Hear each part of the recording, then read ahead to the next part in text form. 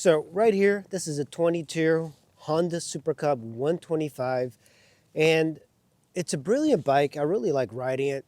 The biggest thing that you're going to find is that this is, I believe, is more. It's a great combination of motorcycle and scooter. When you look at it, it's got the step through, but it's got this hump in the middle, similar to the Honda PCX. This is a 125. That's a 150. On this, I actually hit 73 miles per hour going downhill. It's an incredibly stable bike, and one big pro is that it's got 17 front and rear, and I was incorrect before in the other video. This is a tubeless tire, which I appreciate. It's cast wheels. The wheels are much bigger, 17 as opposed to 14s. This thing is more fuel efficient, but it's a pro and a con. So it's got a 1-gallon gas tank, and yesterday I computed the MPGs and I got 140 miles to the gallon. But it's kind of a useless MPG because with a 1-gallon gas tank, you're really only going 80, 90 before you fill up, because you don't want to fill up when the thing is at 0.1 gallons. I would have appreciated a little bit larger gas tank just so you can go like 130, 140 miles. But unfortunately, that's not the case. On the PCX, it's a 1.6 gallon, and it's much more usable range than this one, even though this one's more fuel efficient than that one. This one, of course, is a semi-automatic or semi-manual motorcycle. It doesn't have a clutch, and it does have a shifter, and it's got a heel shifter. I actually don't like the heel shifter, but you can shift it normally on this. So this one is all the way down is neutral, and then 1, 2, 3, and 4. Unfortunately, I kind of believe it needs a fifth gear. Fourth, I don't know why Honda put a 4. Maybe the old ones are 4 gears and they wanted to do more a nostalgic type of thing. This one is fuel injected. It's got ABS, I believe, only in the front. That one does not have ABS. That one is link braking. The one-seater on this is very comfortable. It's a wide seat. It's kind of flat, very comfortable. The way you sit on it is a little bit more, on this one, I mentioned that if you have a full-size helmet, you do not feel like you're on a motorcycle. You're just you feel like you're like floating around on a broom or something. It does have a bicycle type of feel to it. And on the PCX, you do have a seat for a passenger, and it's pretty usable. So you have a much more comfortable position for long rides. Even though the seat on that I think is more comfortable, this, having the seat like this, and of course the ability to carry a passenger, is a great thing. The seat hump is about the same size, and one thing that the PCX has is a kickstand, and I find that this is a pretty big disadvantage of this. So no kickstand, only a center stand, and it's not a big deal putting it on the center stand, but a lot of times you don't have a rear brake. When I step off of that to put it on the center stand, I hold the rear brake, then put it on, and it's much easier. With this, if you're going up, stopping uphill or downhill, you don't have a brake to stop it, and then you hop on here to get it onto the center stand is a little bit more difficult. They should have included a kickstand stock from the factory. I don't know why they just didn't do that. But it is a beautiful bike. I love how it looks, and it gets a lot of attention. If you're riding around town, you don't see a lot of these. And because this bike is one of the most sold bikes in the world, the previous one, you get a lot of old timers looking at it because they do find this to be a very attractive bike, and it is.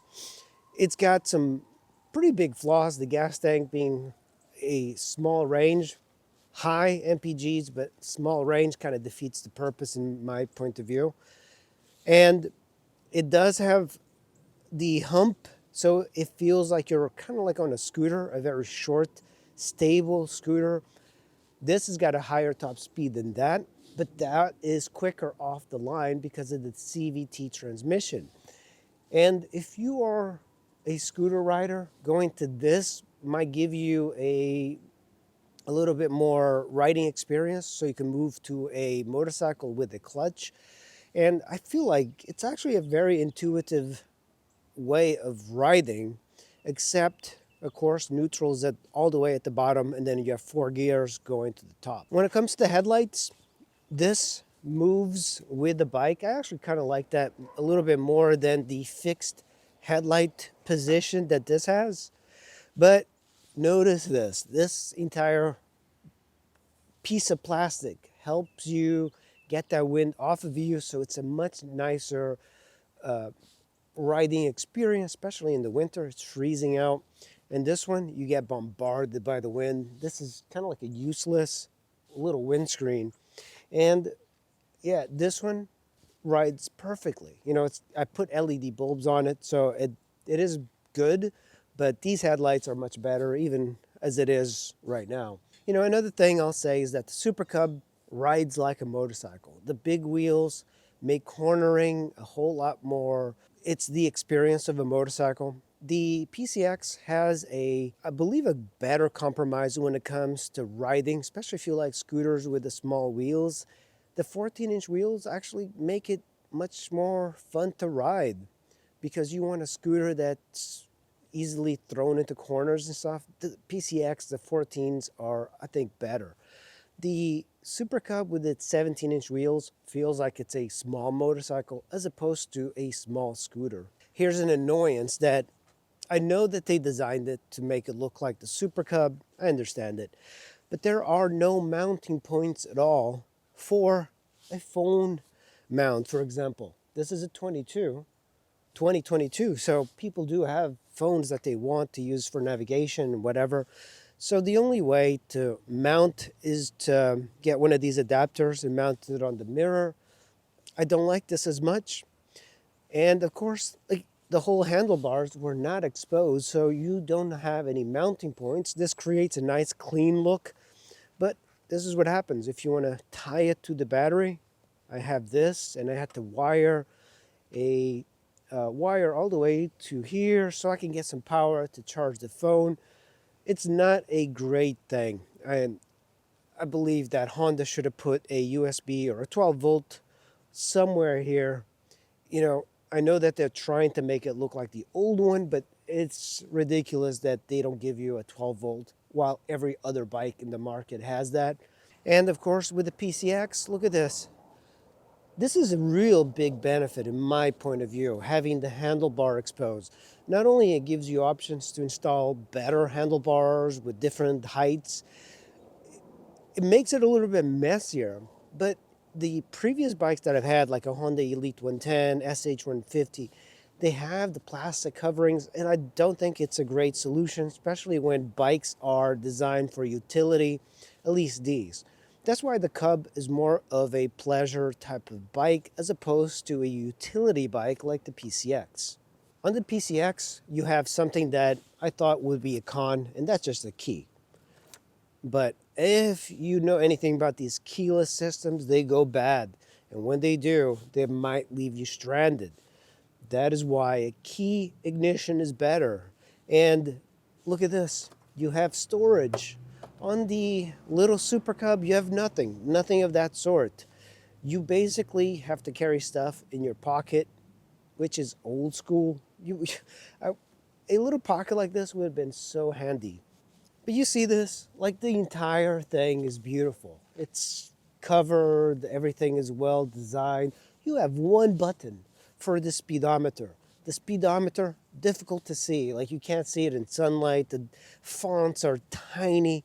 Then you have a little bit of a digital thing in the middle that shows you the gears and then the indicators and then one button. It's just a little bit too simple. I don't know, if you're going to modernize a bike, just give it a whole digital thing that's easy to read. Honda did that with the ADV 152. They made a tiny little LCD, which I don't know why. When I first rode a Trail 125, I was riding it and I was struggling to shift it. And On this, you can use the heel shifter, or you can use it normally like you would on a motorcycle, like that. And that's how I use it. It's pretty comfortable. It's easy, especially after a while. But the problem is that, like, why include that? I guess it's just so you don't get your feet dirty or your heel dirty. I don't find this to be that good. I guess they're trying to like make it like the old one. On the little PCX, you have a CVT transmission, and you basically just put in a belt and you're ready to go. You can change the speed and the power by varying the variator and the weights on it. So it's really up to you. You don't have as much flexibility on MPGs because the gear ratios are pretty much set on these. And on the Super Cub, you can actually change it because you have a chain, and then you have sprockets. And when you have sprockets in the chain, you can change the actual ratio. So if you wanted to go faster, top speed, you could change the ratios. If you wanted a little bit more pep off the line, you can change it and be able to go a little bit faster and quicker.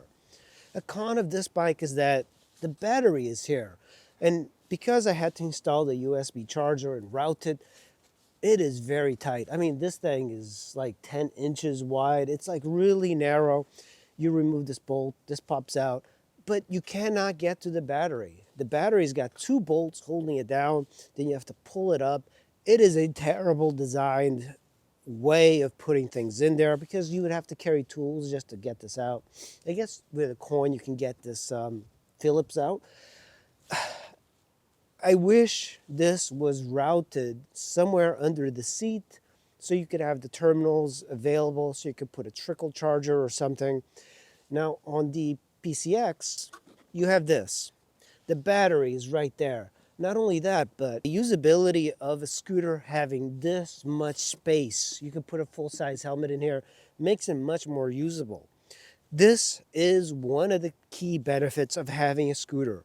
The engine is in such a way that you have this storage. This makes scooters much more usable for everyday riding.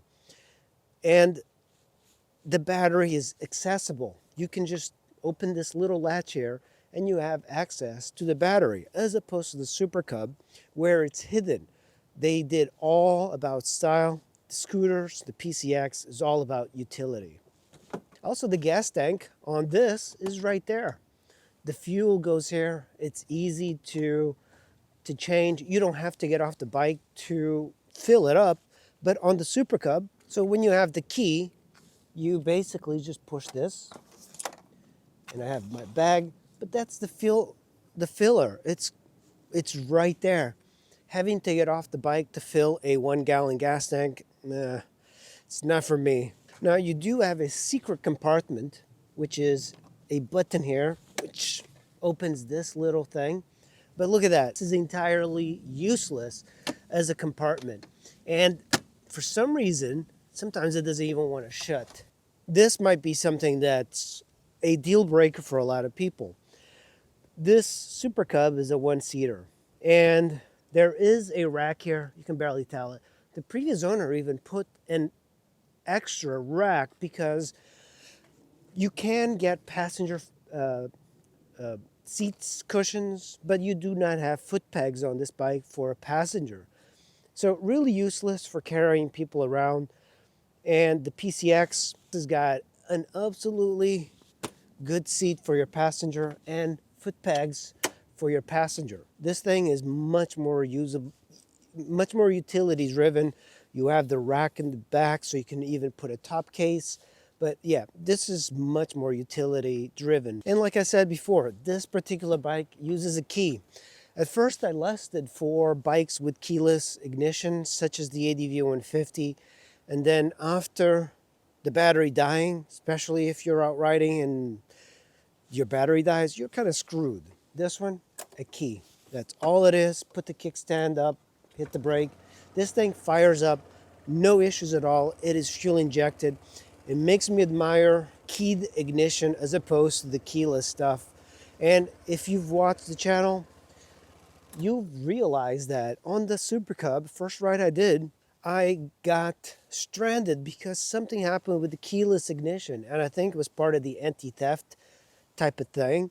So I have the key here in my pocket and it will work, but one time it just refused to start. Nothing would happen. And this thing, also noticed that it uses a traditional starter for firing up.